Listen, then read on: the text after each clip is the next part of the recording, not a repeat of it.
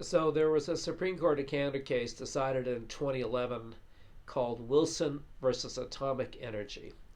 And that case was dealing with the fundamental concept as to whether the employer could terminate an employee who was covered by the Canada Labor Code and otherwise entitled to an unjust dismissal remedy.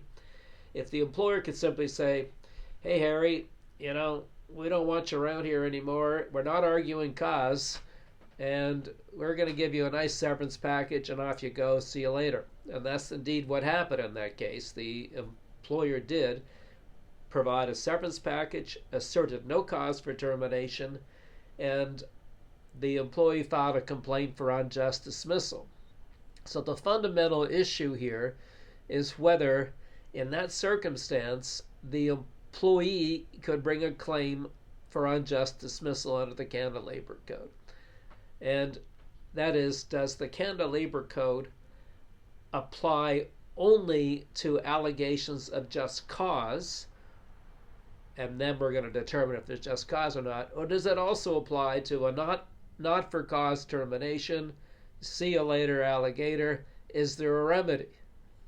And believe it or not, it wasn't clear at that time, and the Supreme Court of Canada said the adjudicator's decision was reasonable. The adjudicator decided there was a remedy, and the Canada Labor Code protected the employee in that circumstance. Therefore, in order to terminate an employee under the code, you have to show just cause or the other defenses like a job discontinuance or some other means of a remedy, and we'll get into all those later. But it was a fundamental principle, and it was uncertain even as of 2011.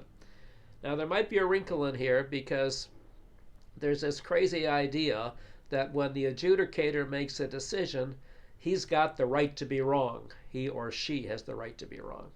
That is, the superior courts will not interfere as long as the decision is reasonable.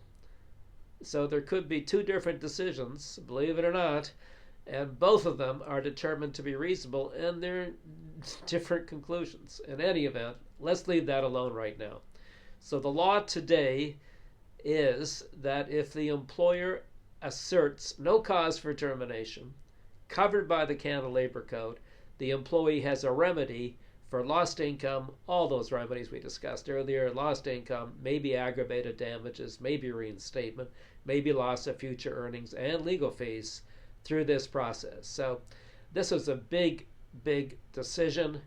As I say, it went to Supreme Court of Canada. And as far as I know, that's the law today. If it changes, I'll let you know. But beware and be smart and be wise, and good luck in your case. I'm going to click this thing now.